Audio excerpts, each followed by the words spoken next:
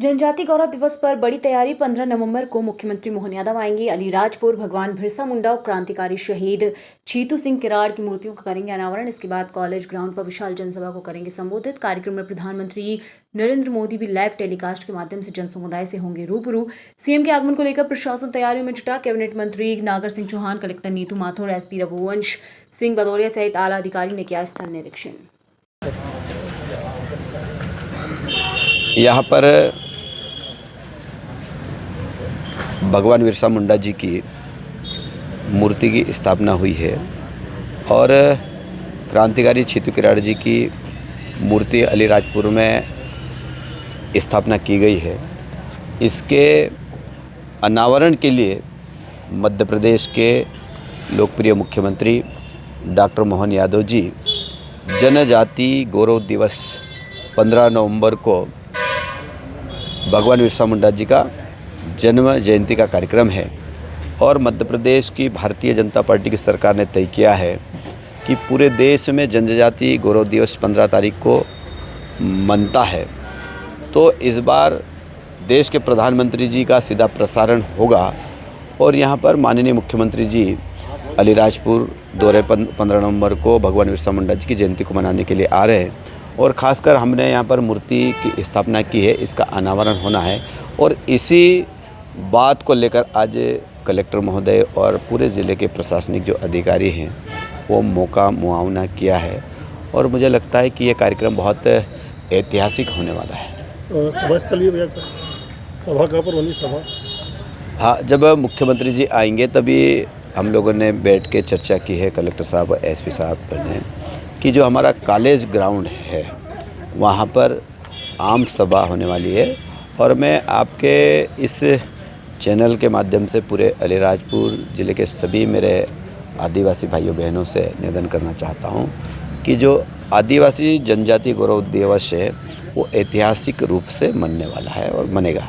कुछ सौगातें प्राप्त हो सकती है आज जब मध्य प्रदेश के मुख्यमंत्री जी आएंगे, निश्चित रूप से आप देखते होंगे पूरे देश में जब प्रधानमंत्री जी जाते हैं या मध्य प्रदेश के मुख्यमंत्री जी दौरे पर आते हैं तो ज़िले की जनता भी अपेक्षा करती है और ज़िले की जनता भी चाहती है कि मुख्यमंत्री जी आएंगे तो अलीराजपुर ज़िले को कहीं ना कहीं सौगात मिलेगी और हमेशा ये होते आया है और मुझे पूरा विश्वास है कि 15 नवंबर को भी अलीराजपुर ज़िले को कहीं ना कहीं सौगातें मिलने वाली हैं।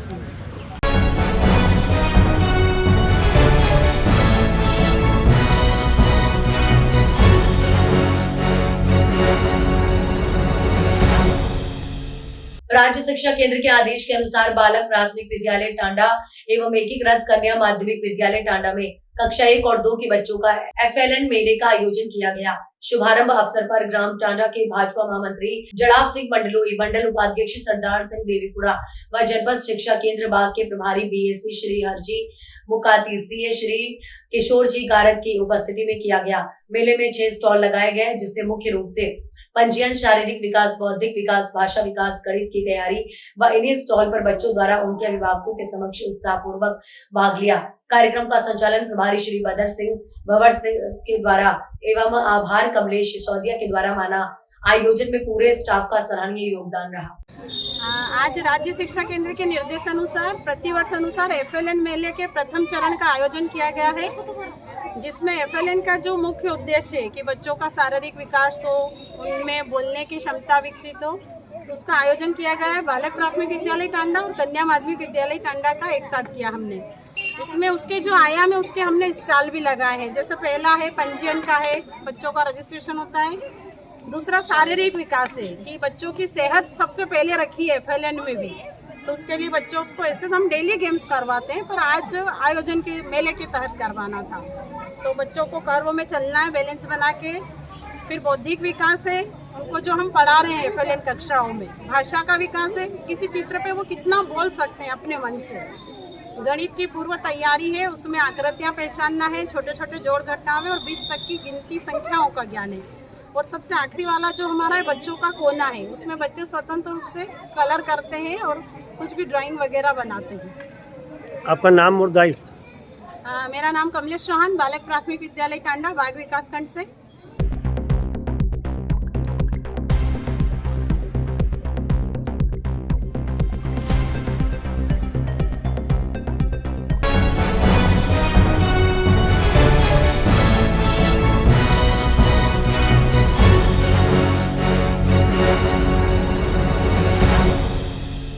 अखिल भारतीय राजेंद्र जैन महिला परिषद की राष्ट्रीय अध्यक्ष प्रेमा बेन गांधी एवं महामंत्री संगीता बेन पोरवाल के द्वारा अपने वार्षिक भ्रमण के दौरान आज टांडा नगर आगमन हुआ। उन्होंने यहां मंदिर परिसर पर दादा अजीत नाथ और गुरुदेव के दर्शन वंदन कर तत्व चिंतन चतुर्मास हेतु विराजित साध्वी भगवंत तत्वलता श्रीजी महाराज साहब आदि ठाणा 4 के दर्शन वंदन कर सुख साता पूछी। वहीं टांडा नगर में चल रही पाठशाला का अवलोकन किया एवं टांडा की पाठशाला में चल रही धार्मिक कार्यों की प्रशंसा की। नगर में चतुर्मास हेतु विराजित साध्वी भगवंत ने अपने उद्बोधन में कहा है कि सभी को अपने बच्चों को जिस तरह हम स्कूल भेजते हैं इसी तरह प्रतिदिन पाठशाला अवश्य भेजना चाहिए, जिससे बच्चों का धर्म के प्रति ज्ञान बढ़ेगा और वह धर्म और संस्कृति से हमेशा जुड़े रहेंगे। आज के युग में बच्चों को धर्म का ज्ञान बहुत जरूरी है। वहीं टांडा की पाठशाला में प्रतिदिन बच्चे बढ़ते जा रहे हैं। महिला परिषद की राष्ट्रीय अध्यक्ष एवं महामंत्री के बारे में बताया गया कि जब से इन बहनों ने दायित्व संभाला है तब से आप पूरे भारत भर में भ्रमण कर पाठशाला का अवलोकन करते हैं। इस बच्चों को पाठशाला से जुड़ने के लिए प्रोत्साहन स्वरूप उपहार देकर उन्हें पाठशाला प्रतिदिन आने के लिए प्रेरित करते हैं। इस तरह का कार्य इनके दिनचर्या में जुड़ा हुआ है। हमेशा तन मन और धन से कार्य करते रहते हैं। उनके कार्य की खूब अनुमोदना की। टाणाधार से रिपोर्टर पप्पू शर्मा। वे पाठशाला के बच्चों से सतत संपर्क में रहते हुए पाठशाला से बच्चों से मिलने के लिए टांडा आए हैं। तत्व चिंतन चातुर्मास में साध्वी जी भगवान यहाँ पर विराजमान है, उनसे आशीर्वाद लेने के लिए और पाठशाला के बच्चों से मिलने के लिए आए हैं। आइए हम उनसे पूछते हैं, आप टांडा पधारे, दूसरी बार टांडा पधारे हैं, आप पहले भी टांडा आ चुके हैं, आपका उद्देश्य क्या है टांडा आने का? मैं बोलती हूँ अखिल भारतीय राजेंद्र जैन महिला परिषद राष्ट्रीय अध्यक्ष प्रेमा बेन मांगेलाल जी गांधी मथा, राजस्थान में साइला और बेंगलोर। मैं वहाँ से आई हूँ। मैं अभी तो टांडा में आई हूँ, महाराज साहब का वंदन करने लिए आई हूँ, संयम वंदन करने आई हूँ मैं।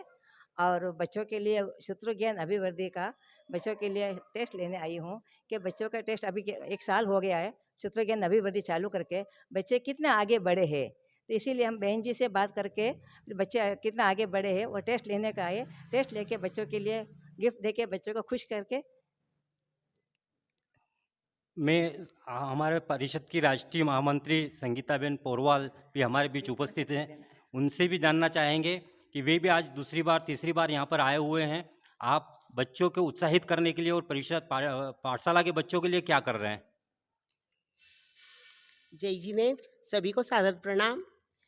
हमारा अखिल भारतीय राजेंद्र जैन महिला परिषद का हमारा मुख्य उद्देश्य है, परिषद के 4 उद्देश्य जो पुण्य सम्राट ने परिषद के लिए 4 उद्देश्य दिए, जो जिसके अंतर्गत एक धार्मिक संगठन और धार्मिक शिक्षा, 2 उद्देश्य ये भी आते हैं। धार्मिक संगठन के लिए और धार्मिक शिक्षा के लिए हमारा वर्ष में 1 बार प्रवास होता है और साउथ, गुजरात, महाराष्ट्र, मध्य प्रदेश चारों में हम एक बार हर वर्ष करते हैं। तो अभी 3 वर्ष जो हमको पद दिया गया है, जैसे कि प्रेमा दीदी को राष्ट्रीय अध्यक्ष का, मुझे राष्ट्रीय महामंत्री का, तो इस उद्देश्य को हमारा रहता है, जैसे कि हम संपर्क तो करते हैं सभी से फ़ोन पे और व्हाट्सएप पे, हमारा मतलब ये तो चलता ही रहता है, फिर भी हम एक रूबहू जीवित संपर्क करेंगे तो ही हमें पता चलेगा कि वास्तव में क्या चल रहा है महिला परिषद में। तो अभी हमारा उद्देश्य ये है कि जहाँ जहाँ साध्वी जी भगवंत हैं विराजमान, बच्चों को पढ़ाने वाले श्रीमती चंदाबेन बाठिया भी हमारे बीच में उपस्थित है। उनसे जानते हैं पाठशाला में बच्चे कितने आ रहे हैं और किस प्रकार से उनका अध्ययन चल रहा है। जिनेंद्र, बच्चे पाठशाला में 25 से 20 बच्चे आते थे, लेकिन अब बच्चे 36 से भी ऊपर हो गए हैं। हमारी पाठशाला अच्छी चल रही, बच्चे भी अच्छे आ रहे हैं और अच्छा ज्ञान प्राप्त कर रहे हैं। और महाराज साहेब जी पधारे हैं जब से, तो बच्चे अच्छे ही पाठशाला आ रहे हैं और बहुत खुशी हो रही है। गाँव के अंदर जाना और पाठशाला के पूछना, पाठशाला बच्चों को गिफ्ट देना और इनके आगे बढ़ाना, ये बहुत अच्छी बात है। साथ साथ में संगीता बहन का भी उत्साह अच्छा है और ऐसे ही आगे बढ़ते रहना। गांव में जाना, पैसे सब खर्च करते हैं पर टाइम देना, तन मन और धन, ये दोनों बहना तन और मन धन से आते भी है, टाइम देते भी हैं, पैसे खर्च भी करते हैं। और वास्तव में ये पाठशाला हर गांव के अंदर पाठशाला में पूछते हैं, जाते हैं, गिफ्ट देते हैं। तो इसका अभी नहीं, आगे के लिए अपने ये बच्चे का इन्होंने बीज बोया है तो आगे इसके फल आगे आपको मालूम पड़ेगा। और धन्यवाद प्रेमा बेन।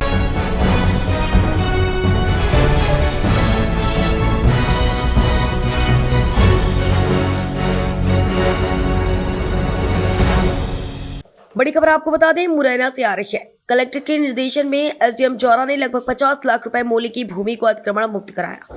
मुरैना कलेक्टर लोकेश कुमार रामचंद्र जांगीड़ के सख्त निर्देशन एवं मार्गदर्शन में एसडीएम जौरा शुभम शर्मा, तहसीलदार जौरा कल्पना कुशवाहा और थाना प्रभारी बागचीनी शशि कुमार ने कार्यवाही करते हेतु ग्राम बागचीनी में शासकीय भूमि सर्वे क्रमांक 581 रकबा 50, 583 रकबा 7 एवं 582 रकबा 78 को अतिक्रमण मुक्त कराया। उक्त भूमि पर पक्की 8 दुकानों निर्मित थी, जिनकी अनुमानित कीमत लगभग 50 लाख रुपए थी। यह भूमि पंचायत भवन हेतु आरक्षित थी।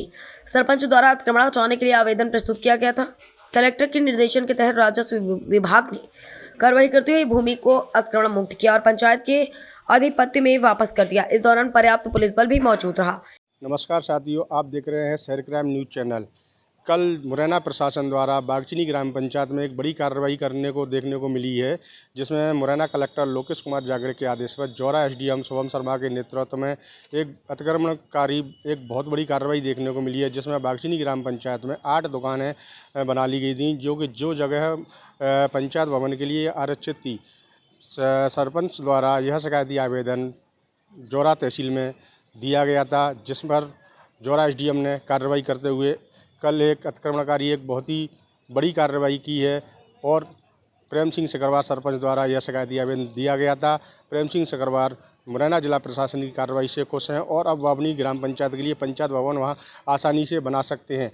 कैमरामैन आशिक के साथ मैं यूनिस खान, शहर क्राइम न्यूज़ मुरैना।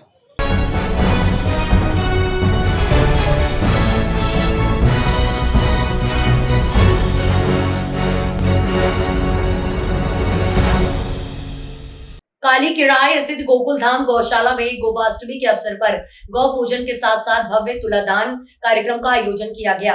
कार्यक्रम का प्रमुख अमित शर्मा व रमेश कुशवाहा थे।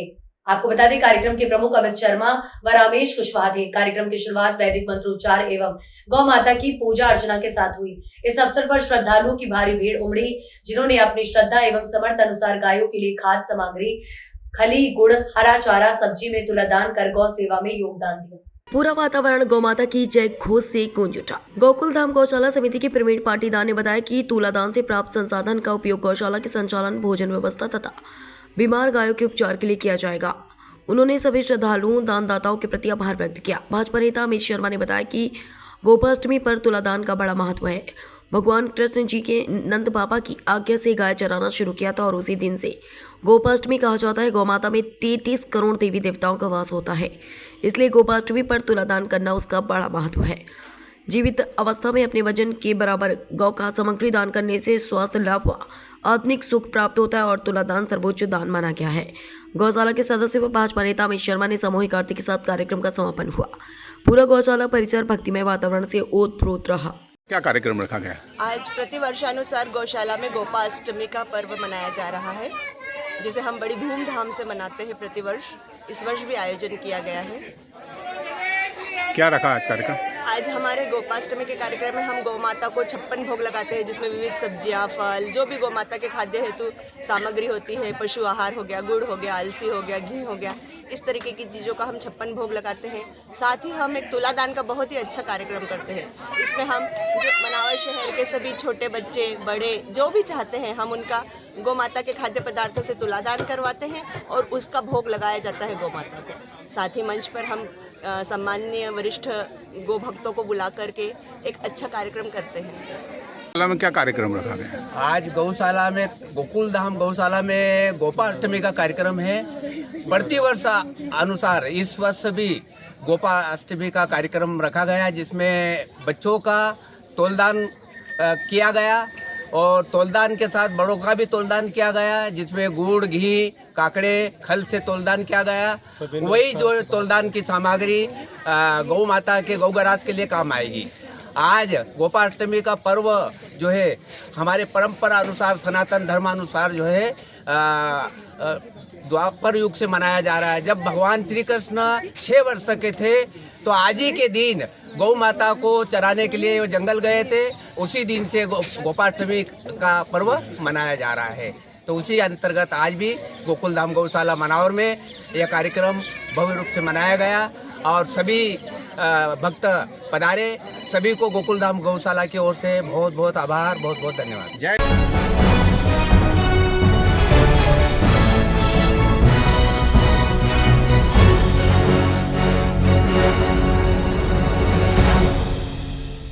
अयोध्या जनपद के खंडासा थाना क्षेत्र के अंतर्गत अटेसर गांव में चकमार्ग के रास्ते पर निर्माण का मामला प्रकाश में आया था, जिस पर पीड़ित द्वितीय पक्ष का भी बयान सामने आ गया। द्वितीय पक्ष नक्षेद मिश्र पुत्र स्वर्गीय काशीराम निवासी ग्राम अटेसर ने वरिष्ठ पुलिस अधीक्षक को शिकायती पत्र देकर चकमार्ग गाटा संख्या 221 पर अवैध हस्तक्षेप को रोके जाने हेतु प्रार्थना पत्र दिया गया है। शिकायतकर्ता ने बताया कि उक्त रास्ता करीब 3 पुस्तों से बना है। गांव के ही विपक्षी लोगों द्वारा पुश्तैनी रास्ते को ईंट गारा लगाकर बंद करने का कार्य किया गया था। मना करने पर विपक्षी गण गाली गलौज व जान से मारने की धमकी देने लगे।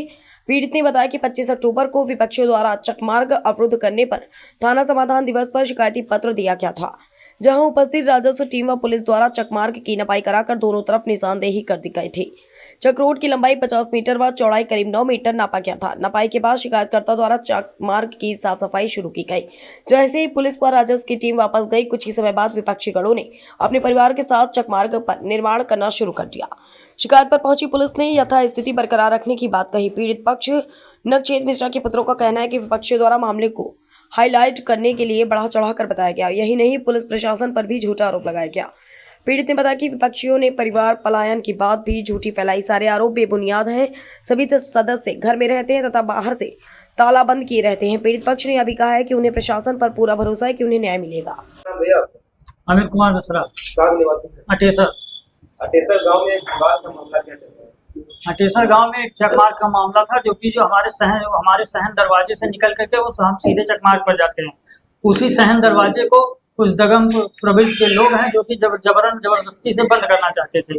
जब हमने इसकी शिकायत पुलिस को की तो पुलिस आकर उस दरवाजे को यथास्थित रहने के लिए कहा है।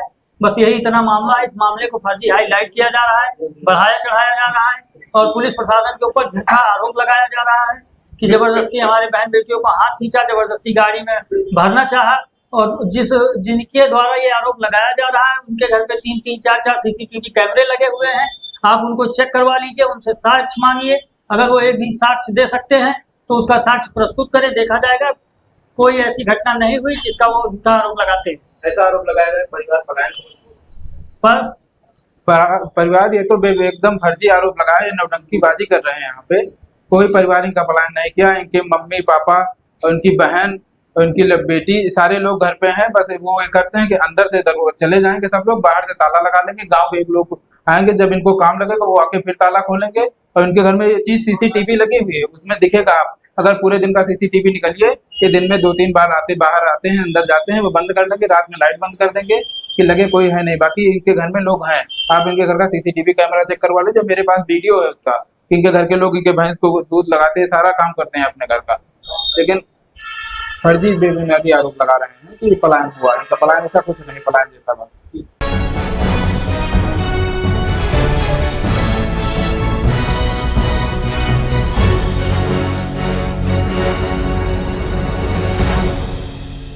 खरगोन जिले के भीकन गांव स्थित कृषि उपज मंडी में व्यापारियों द्वारा कम भाव में मक्का खरीदी को लेकर किसान आक्रोशित हो गए, जिसके बाद आक्रोशित किसानों द्वारा खंडवा बड़ोदरा राष्ट्रीय राजमार्ग पर चक्का जाम कर दिया। किसानों का कहना है कि व्यापारियों द्वारा कम भाव में मक्का की खरीदी की जा रही है, जबकि किसान सूखी मक्का 1500 से 2000 प्रति क्विंटल और गीली मक्का 1200 से 1400 प्रति क्विंटल खरीदी की मांग कर रहे हैं, जबकि व्यापारियों द्वारा 800 से 1000 के बीच किसानों की मक्का की फसल खरीदी की जा रही है, जिससे किसान नाराज दिखाई दिए। उधर चक्का जाम की सूचना मिलने पर टीआई गुलाब सिंह रावत सहित प्रशासनिक अधिकारी मौके पर पहुंचे और किसानों को समझाइश दी, लेकिन किसान उचित भाव को लेकर अधिकारियों से बहस करते नजर आए। ये आपने आज दूसरी बार चक्का जाम किया, आपकी मांगे क्या है? मांगे ये है कि मक्का किसी भाव में नहीं, मतलब वो खरीदी करते आते हैं तो एक दूसरे से बातें करते हैं, जिसको जितनी लगती है वो लेते हैं। मतलब किसान पे कोई उनका ध्यान नहीं। भाई 14 से 15 तक मतलब मक्का नहीं बिकना चाहिए। सूखा माल 18 से 20 तक बिकना चाहिए। अब किसान को तो मतलब 8 से 9, 10, 11 से बस उनकी बोली हो गई है।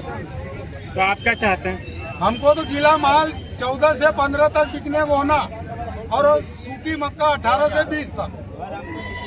अभी मंडी क्या भाव दे रहे हैं? अभी मंडी में तो 14-15 हद हो गया। सूखा माल गीली सूखी एक समान चल रही है। आपका नाम दादाजी? मेरा नाम लोमेश सिंह। भाई हमारो एक उद्देश्य है कि हमारी जो मक्का है वो कोई व्यवस्थित मूल्य हमको मिला। तुम माउचर की बात कर रहा तो माउचर को मॉडल रेट तुम डिसाइड करो। इकाई % का हिसाब से तुम हमको रेट दी रहा है। आपने पिछली बार भी क्या कुछ आश्वासन दिया? उद्देश्य से नहीं निकले ना, निराधार रहे हो। अभी आपकी बात हुई है शासन से, प्रशासन से। शासन प्रशासन सिर्फ एक औपचारिकता से वहाँ ले जाएगा ना, वो रेट चलेगा। अभी आपकी क्या बात हुई है? हमारी बात ये हुई कि हमको स्थायी रेट चाहिए, लेकिन मतलब इकाई रेट में रखना चाहिए।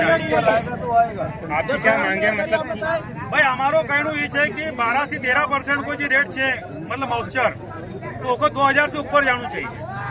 तो मौका भी तुम 13%, आपका 1300 का रेट में ले रहा है। आपका नाम? राहुल जोशी। कहाँ से निवास कर? गाँव बुलासला। और एक गीली मक्का को रेट चाहिए तो वो भी मॉइस्चर के हिसाब से तय किया जाए, न कि होगा 800 और 900 रुपए का रेट में लिया जाए। कोई भी एक समाधान निकाले जाए गवर्नमेंट की तरफ से। ये ऐसी जगह बात अपनी